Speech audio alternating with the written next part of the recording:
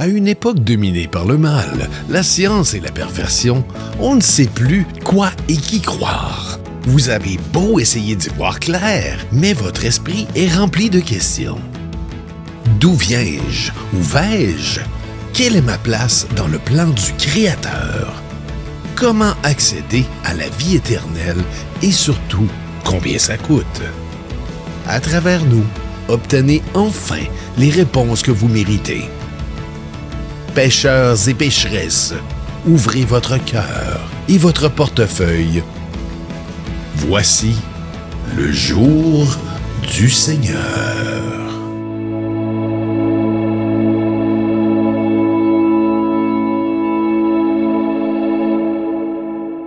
Bienvenue au jour du Seigneur. Aujourd'hui, nous allons parler du corps.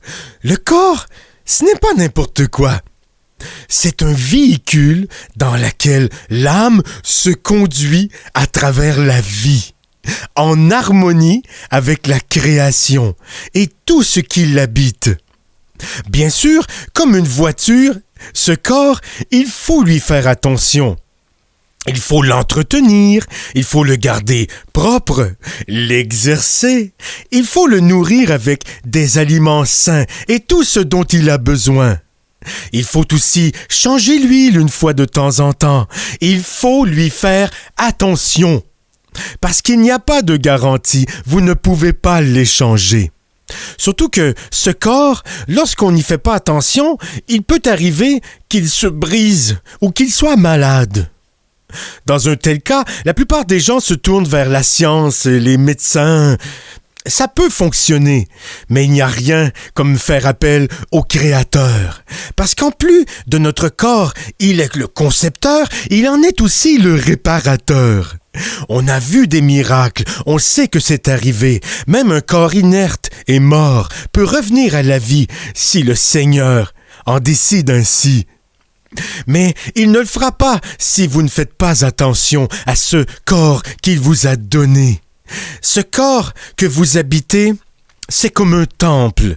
Si vous le vénérez et que vous le respectez, lorsqu'il est brisé, le Seigneur acceptera peut-être de le réparer. Dans l'homélie qui suit, je vous explique comment bien entretenir et s'assurer que notre corps est respecté, parce qu'un jour, on ne sait jamais quand on aura besoin du Seigneur pour le remettre sur pied. En Jésus. Souviens-toi de ceci. Oui, mais Jésus est là pour toi. 1785, 1790, 1891, 2000. Une âme pure dans un corps saint, en Jésus. Pour contenir notre âme éternelle, notre Créateur nous a donné une enveloppe charnelle. Elle sert de véhicule à ce qui est spirituel. Elle permet à l'âme d'exister sur le plan temporel. Si l'esprit constitue l'essentiel, il fait intégralement partie de son pendant corporel. Et contrairement au caractère de l'âme immatérielle, votre corps, lui, est mortel. Rester mince, travailler ses muscles, ne sert pas qu'à épater les demoiselles. Il donne à l'esprit les moyens d'apprécier de la vie les expériences sensorielles. Le soin du corps, comme la prière, doit être un rituel, car la santé de l'âme est à celle du corps conditionnelle. Si on le laisse dépérir, s'alourdir et qu'on l'expose à des dangers potentiels, plus vite l'âme quittera cette demeure de Romanichel. Et ainsi contaminée, elle n'ira pas facilement au royaume du Saint paternel. Elle devra d'abord être purifiée par l'enfer et ses flammes démentielles. Il faut éviter de détourner le corps ou de le priver de ses fonctions naturelles, comme pratiquer la contraception ou des relations homosexuelles. Manger équilibré procure des bénéfices substantiels. En plus de régulariser les selles, elles seront aussi moins pestilentielles. De nos jours, les gens gagnent leur vie devant des écrans, en opérant des logiciels. Mais pour rester fort et en santé, rien ne vaut le travail manuel. Nos ancêtres, qui travaillaient à la ferme, ne bénéficiaient que de répits occasionnels. Se nourrissant de pain et de prières, leur labeur leur ouvrait les portes du ciel. Faites comme eux, usez de votre force providentielle. Cultivez un jardin, tondez la pelouse, faites des travaux résidentiels. Et si vous n'avez pas de propriété, faites du sport, courez dans les ruelles. Entraînez-vous, soulevez des haltères à vous en irriter les aisselles. En Jésus. 2001, 2022, 2026. Aïe, mes aisselles. 2010, 2012, 2015. Moi j'ai la foi. Moi j'ai la foi en Jésus.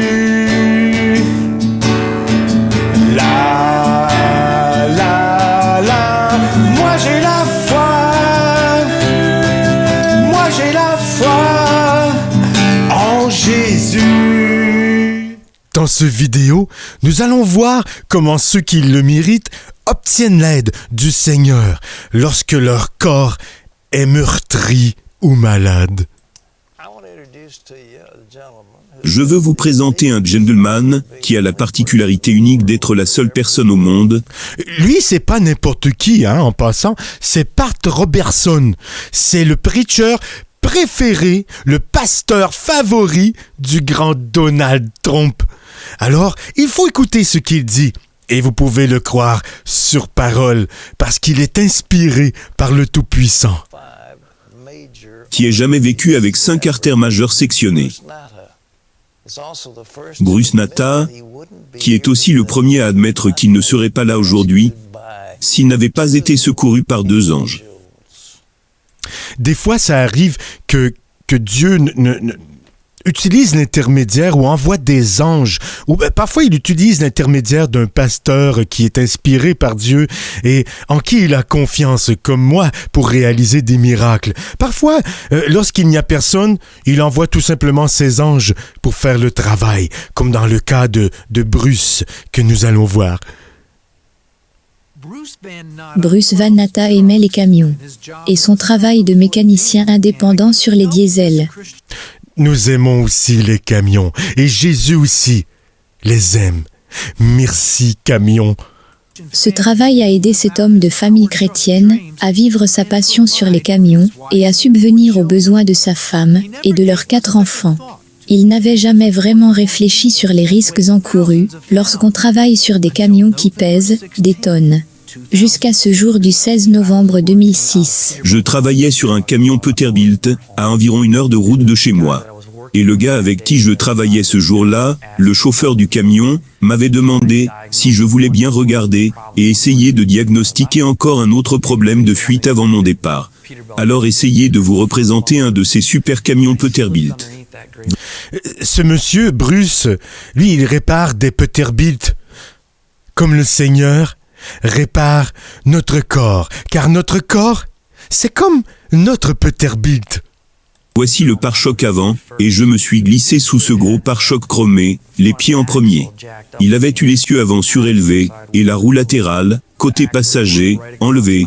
Les essieux étaient en travers de ma poitrine, d'une distance peut-être de 3 ou 5 cm, au-dessus de ma poitrine. Puis, juste au moment où Bruce s'est glissé sous le camion, le cric de 20 tonnes de capacité, qui maintenait le camion, est sorti de sa position. Et ces 5 ou 6 tonnes de poids, qui se trouvaient sur ces 2 roues avant, sur cet essieu, sont tombés sur ma section médiane, comme une guillotine aiguisée, et m'a juste écrasé en 2. Il s'est fait écarcrapoutre par le Peterbilt. Normalement, ça conduit à une mort assurée. Le sang a jailli à l'intérieur de moi, au fond de ma gorge. Quand c'est tombé, j'ai pu voir qu'il n'y avait plus aucun espace vide entre le reste de mon corps et le sol. complètement écrapouti. Je savais donc que mon corps était réduit à moins d'1 centimètre de minceur. Et c'est pas beaucoup, 1 centimètre, c'est genre ça. Tout son corps écrapouti en 1 centimètre. Comme on écrapoutit un maringouin dans une fenêtre. Le gars a soulevé le camion pour moi. Je l'ai supplié de me sortir du dessous du camion. Mais il ne l'a pas voulu, parce qu'il pouvait voir que je devais m'avoir cassé le dos. Les vertèbres de mon dos étaient cassées sur la largeur de l'axe. C'est la douleur la plus atroce à laquelle vous pouvez penser. Je n'ai jamais ressenti de douleur comme celle-ci. La chose suivante, j'ai juste dit, « Seigneur, aide-moi ». Voilà.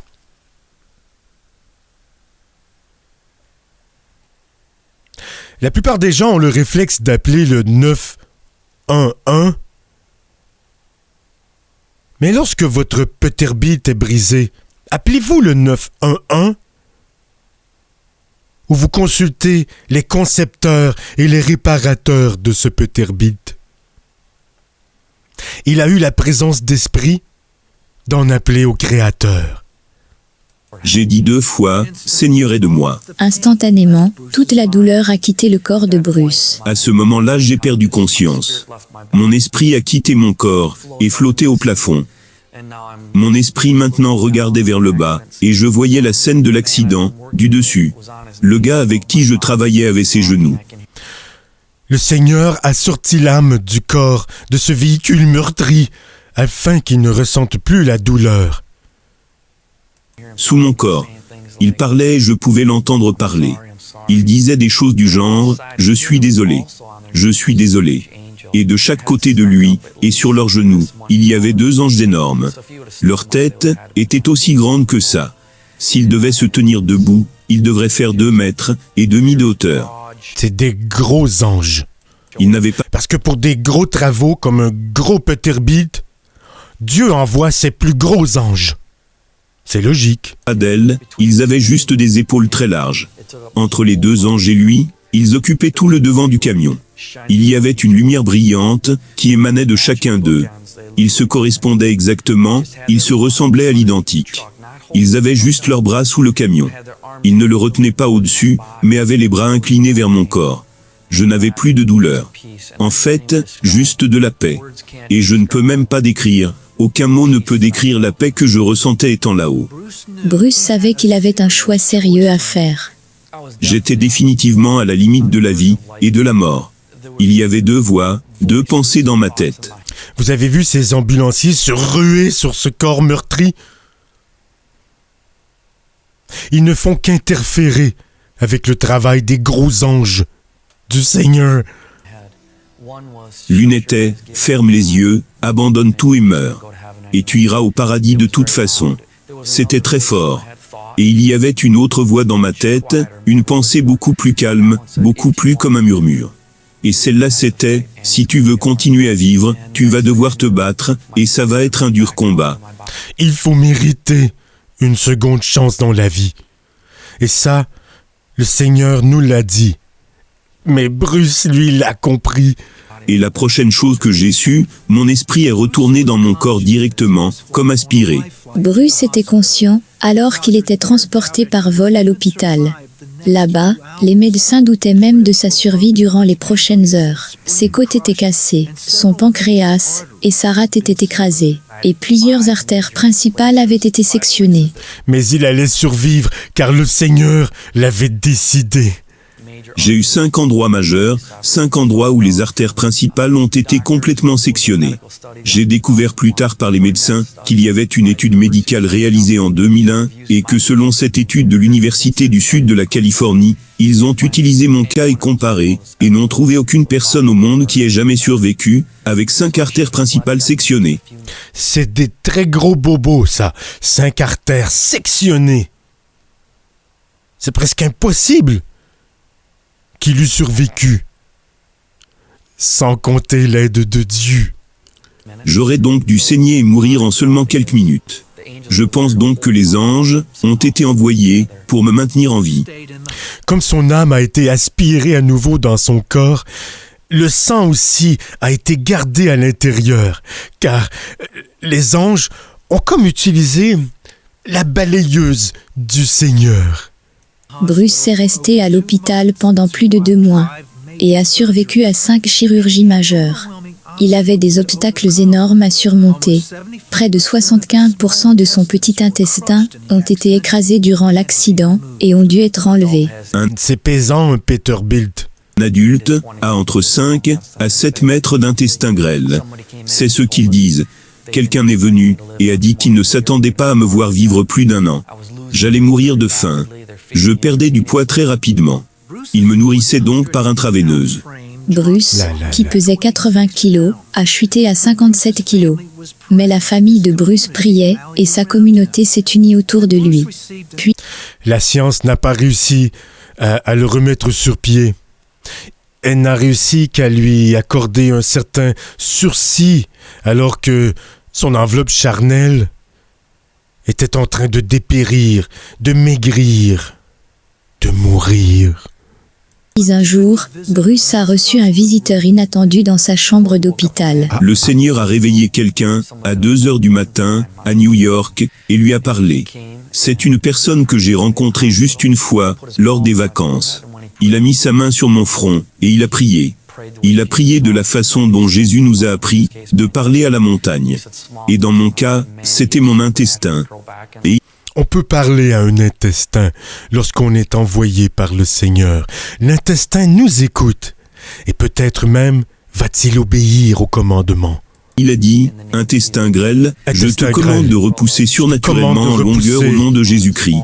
Et quand il a prié, j'ai senti comme 220 volts d'électricité est sortie de sa main, est rentrée par mon front, est allée directement dans mon corps. Je pouvais sentir mon intestin bouger dans tous les sens.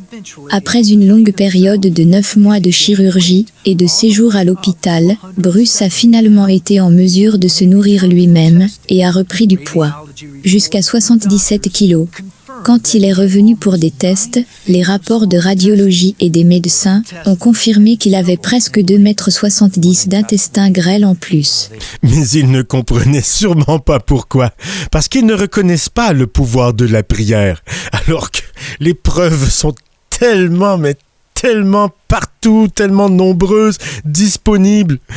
Mais ils refusent d'y croire, parce qu'ils ont été endoctrinés par des docteurs de la science. Son intestin avait doublé en longueur. Voilà. Quand ils m'ont testé, ils ont dit que mes intestins, que le Seigneur m'a donnés, étaient 2 fois meilleurs que la normale. Et voilà. Quand il répare avec du neuf. Même si je n'avais pas la longueur totale, il m'a ramené plus de 2 mètres. Même avec cette moitié, c'est suffisant pour absorber les vitamines. Oui, parce que cette moitié est flambant neuve, elle sort du magasin de Jésus. Elle fonctionne, elle performe mieux que son vieil intestin. Minéraux et nutriments que je prends dans mon corps. Et le Seigneur a continué, encore et encore à confondre les médecins, qui d'après leur point de vue, je ne pouvais pas vivre, j'aurais dû saigner à mort.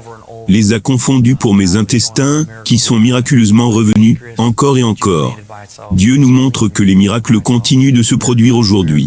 Mon pancréas s'est rajeuni par lui-même. Wow. Ma rate rajeunie par elle-même. Il a été béni par le Seigneur. Puisqu'il avait la foi, le Seigneur non seulement a réparé et même changé son intestin écrapouti, il lui a fait rajeunir les autres organes pour le récompenser d'avoir cru en lui et d'avoir fait confiance aux anges, aux gros anges qui sont venus le sauver sous ce gros Peterbilt.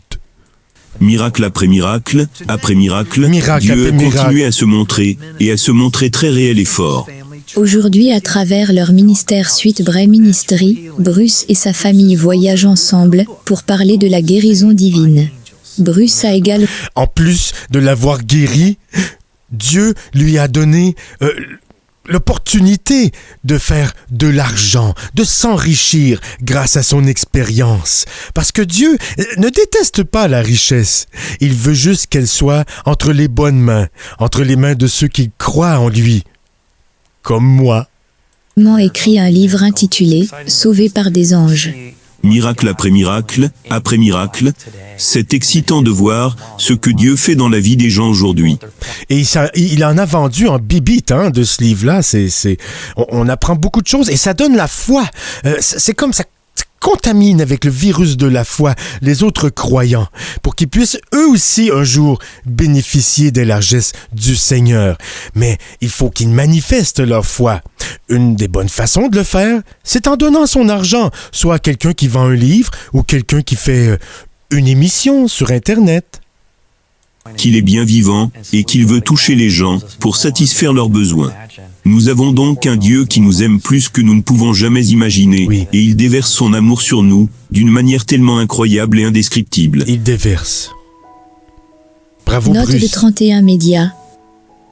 L'histoire miraculeuse de Bruce Van Natta a fait l'objet de nombreux reportages sur les chaînes télé américaines. Regardez, c'est pas un menteur, là. Et c'est un gros bobo, ce qu'il avait là. Mais le Seigneur a réparé l'intérieur. Voici une de ces photos que nous avons trouvées sur sa page Yuck! Facebook, montrant son corps après les différentes chirurgies. Eh bien, je suis assez fier de vous avoir présenté cela, parce que c'est une preuve de plus du pouvoir du Seigneur. D'ailleurs, on s'imagine toujours que ça se passe ailleurs. Souvent, les preuves viennent souvent des États-Unis. Pourquoi? Parce que le Seigneur préfère les États-Unis, parce qu'il croit, il croit de façon fondamentaliste, fanatique. Nous avons beaucoup de leçons à tirer des Américains. Mais quoi qu'il en soit, il arrive aussi que les Québécois soient touchés par le Seigneur et guéris par sa grâce. Nous allons en voir la preuve tout de suite. All right. Fait que là, on est avec Thomas, c'est ça? Thomas, il est venu nous voir parce que tu m'as dit que tu as eu quelques accidents de voiture. Puis ça t'a affecté le dos. T'as tout le temps C'est pas obligé d'être un Peterbilt, ça peut être juste un accident de voiture ordinaire. moins dans le dos. Puis là, tu étais déjà au courant, mais il y a une bonne différence. À l'œil, j'aurais dit à peu près 1 pouce, mais toi, tu me dis qu'ils t'ont dit que c'était 1 pouce et quart. Donc, il a une jambe plus longue que l'autre. Nous avons déjà vu dans un épisode passé une petite fille qui avait été guérie de cette façon. Mais c'était aux États-Unis. Est-ce que les anges viendront à la rescousse de ce Québécois au bas de salle? Nous allons voir. C'est les médecins qui t'ont dit ça. Les médecins. C'est ça, médical. Les médecins. Okay. Puis là, tantôt, t'es passé avec tes chums. Il y en a qui ont été guéris, puis t'es revenu nous voir pour savoir si on pouvait t'aider. All right. Puis Thomas, on montrera pas ta face, mais t'étais un petit peu en boisson. Mais Jésus va te guérir quand même.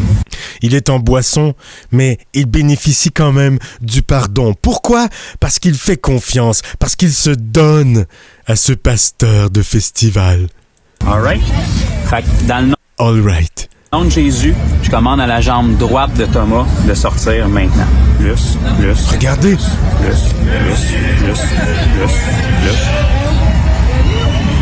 Vous pouvez pas dire que vous l'avez pas déjà vu de vos yeux, on vient de le voir. Je vais le remettre. Regardez bien. Sa jambe plus courte atteindre la même longueur que l'autre. Au nom de Jésus. Maintenant. Plus.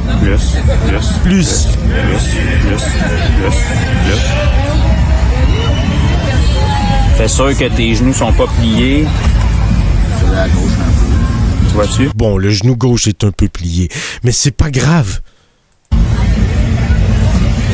T'avais 1 pouce et quart, là. Regarde bien, je vais te montrer de quoi d'encore plus fou, là, juste pour être sûr. Thomas qui doute, là, elle va sortir encore plus. Dans le nom de Jésus, jambe droite.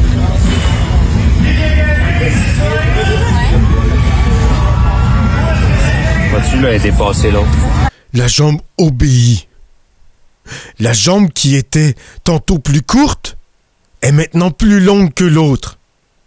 Ce qui fait de l'autre la plus courte, je suppose. Les voies du Seigneur sont impénétrables. Je commande aux 2 Contrairement à moi.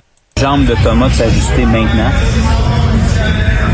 Je commande à tout ce qui est coincé, pincé, bloqué puis endommagé dans son dos d'être complètement guéri au nom de Jésus. Tiens, mon ami. Et voilà. guérison miraculeuse. Là, le vrai test, c'est le...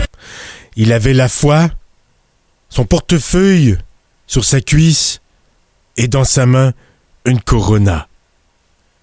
C'est tout ce que ça prend. Toi, check ton dos, tu dis que t'as un point ou une pression. Marche un peu, penche-toi, je sais pas qu'est-ce qui fait mal d'habitude. Juste les marrons, là, tu sais. Le bonheur est palpable. On sent qu'il est soulagé, enfin, du poids de cette blessure, de son dos qui lui faisait mal et de cette jambe peu courte qui courait moins vite que l'autre. Ça paraît, hein, surtout lorsqu'on a bu quelques Corona. Ça garde mieux l'équilibre de jambes égales. Ça, le Seigneur le sait. Il n'attend que d'un signe de nous. Il n'attend que nous manifestions notre foi et que nous lui en fassions la demande pour nous réparer et nous égaliser. Ça tire-tu dans ton dos encore? Non. Très surpris, mais surpris, ça marche. Maintenant, Thomas, le sceptique, est convaincu et il est heureux. Ouais, c'est fou pour venir dans le foire, payer un kiosque, parler de Jésus aux gens. Je sais pas si tu sais qu'en 2023, c'est pas comme ça qu'on se fait des amis. Si on le fait, c'est parce que Jésus nous a touchés, il a changé notre vie, puis on veut que les gens puissent expérimenter. C'est ça. Jésus lui a dit, va dans une foire, paye un kiosque, guéris les gens, propage la bonne nouvelle. Et il est allé, et il sera récompensé. C'est vrai, juste à penser que Jésus Bon, on ne comprend pas tout ce qu'il dit dans son témoignage, mais on sent qu'il est libéré, on sent qu'il est soulagé, et qu'il va maintenant envoyer ses amis, qui eux autres aussi peuvent être meurtris, se faire guérir par cet homme à gauche vêtu de blanc. Pourquoi il est vêtu de blanc? À l'image des anges, les gros anges de Jésus. Croyez en Jésus, et il pourra aussi vous aider. Tous ceux qui souffraient, qui avaient des maladies, des blessures, des difformités, une jambe plus courte que l'autre. Il faut juste faire des gestes concrets. Et un des meilleurs gestes concrets, c'est de donner son argent durement gagné à quelqu'un, parce qu'on a confiance en cette personne, grâce à la foi. Lui, il l'a donné à ce monsieur vêtu de blanc. Et aujourd'hui, il en récolte les fruits. En Jésus.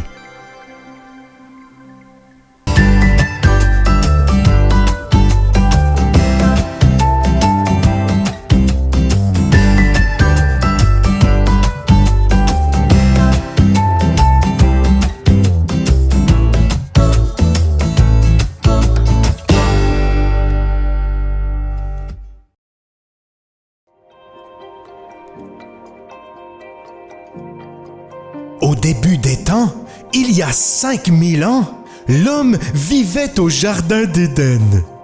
Mais Dieu l'en a chassé parce que l'homme, sous l'influence de la femme, l'avait souillé du péché. Le jardin d'Éden fut détruit, mais il fut reconstruit dans les cieux pour accueillir les vertueux. Ce jardin se nomme Paradis. Mais pour y accéder, il ne suffit pas de prier. Semez dans le jardin céleste dès aujourd'hui, pour plus tard en récolter les fruits. Commencez par planter votre graine, puis une autre, et encore une autre. Pour ce faire, il suffit de cliquer sur le lien qui apparaît régulièrement dans la conversation de l'émission. Plus abondante sera votre semence, plus grande sera votre récompense. En Jésus.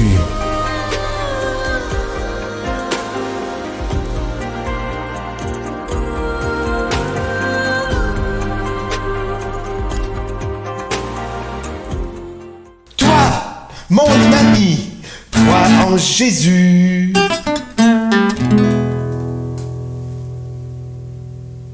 En Jésus.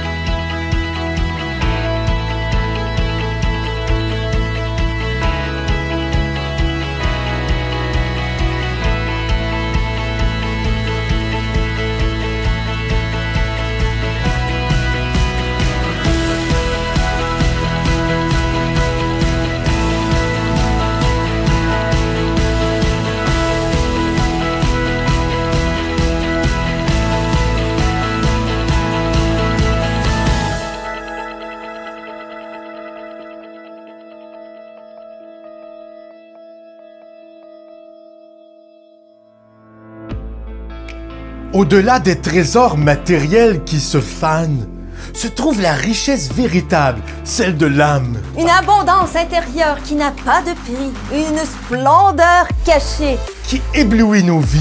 La richesse de l'âme ne se compte pas en or. Elle se mesure par la bonté Et l'amour. Dans les gestes généreux, les mots doux. Elle se révèle, brille comme un joyau. Elle réside dans la compassion et l'empathie, dans le partage sincère, sans avarice ni envie. C'est un trésor intérieur qui ne peut être volé. Une richesse qui grandit chaque fois qu'elle est donnée. La richesse de l'âme se nourrit par l'introspection. De la recherche de vérité et de transformation. Elle s'épanouit dans la connaissance de soi. Dans la quête de sens, dans chaque pas de foi. Elle se manifeste dans la gratitude et la sérénité. Dans la capacité à trouver la joie dans la simplicité. C'est une source inépuisable qui jamais ne se tarit, car plus elle est partagée.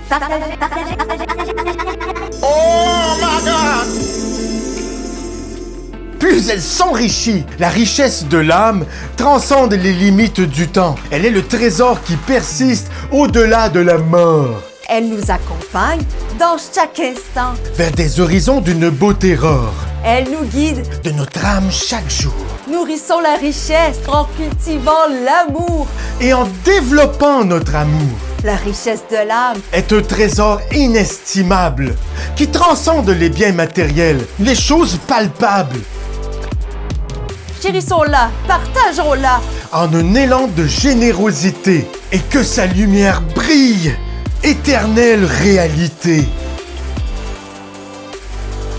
En Jésus.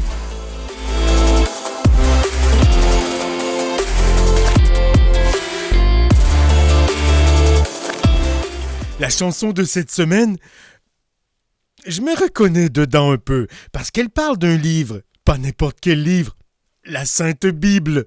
Et comme moi, l'auteur de cette chanson et le compositeur, j'imagine, c'est sûrement lui qui l'a inventée, puisqu'il la chante, aime les gros livres, les grosses Bibles. Moi aussi, j'aime ça, les gros livres. Allons voir ce que ça donne en chanson.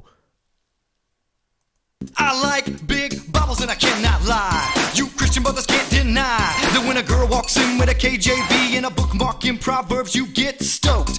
Got a name engraved so you know this girl is saved. It looks like one of those large ones. Oh, la grosse Bible! In the margins. Oh, baby, I wanna read with ya, cause your Bible's got pictures. My minister try to console me, but that book you got makes me so holy. Ooh, mamma mia. You say you want koinonia? Well, bless me, and teach me about John Wesley. Si j'avais une grosse Bible comme ça, je me blottirais dedans. Pretty face, she ain't going down to the bad place. I'm tired of heathen guys saying they like pocket size. That's the average Christian to take a look. She gotta pack much book. So fellas, fellas, have your girlfriends got the book? Oh yeah. Well, read it, read that holy book. Baby, got NIV with the ribbon bookmark. NIV with the ribbon bookmark. Baby got NIV with the ribbon bookmark. NIV with the ribbon bookmark. I like 'em leather and bound. It's 50 pounds. I just can't understand how it is some weenie wants Bible on CD. She wanna get you saved. Amen. Double up. Amen.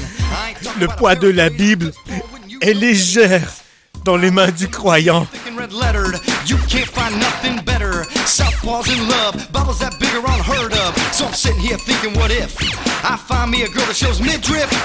You can have those bimbos, I keep those chicks that do devos. A word to the Christian sisters, I can't resist ya. I do God's time with ya, but I gotta be straight when I say I wanna pray till the break of day. Baby got it going on, like the wife in Proverbs 31. We just might get engaged when we finish reading this page. Ils vont se marier.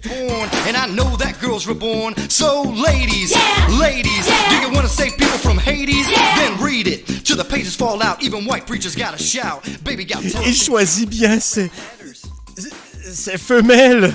Ce sont des croyantes. Baby got book. Yeah, Il s'en est rapproché grâce à la Bible. Stephen King's resume just can't compare. 39 plus 27 equals 66 books. And if you're Catholic, there's even more. Encore So your plus. girlfriend quotes Bill Hybels. But does she got a big Bible? Cause that little thing she's got won't start a revival. My Bible study don't want none unless you got book, hun. You can read Clancy or Grisham, but please don't lose this book. Some brothers wanna play that hard role and tell you that book's too old, so they toss it and they burn it. But I pull up quick to just learn it. So your girl likes paperback. Il ne faut jamais détruire une Bible. Girlfriend's hot and her Bible's rocking. Mais même si on la détruit, la parole subsiste. Ain't it, Miss Priss? Give me a Christian, I'm insisting. And I greet her with some holy kissing. Some pervert tried to chase, but he didn't make it past first base. She's quick to resist temptation, and she loves a new translation. So ladies who are lost and found, if you want the 666 thrown down, dial 1-800 reads a lot and teach me about those psalms. Baby got booked. NIV with the ribbon bookmark. NIV with the ribbon bookmark. Baby got Thompson chain with the big red letters. Thompson chain with the big red letters. Bubble cows now, we C'est la Bible slide. Bubble cows now, we still got booked. Je l'ai bien en calibine. Hein? Oh, Bubble cows now, we still got booked. pareil. À la semaine prochaine. Ouh.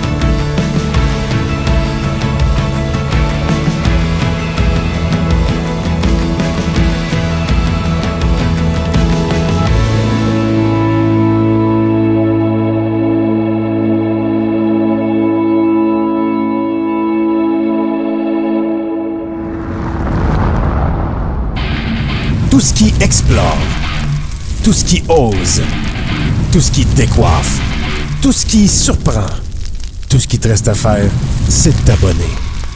Tout ce qui est TV sur Twitch.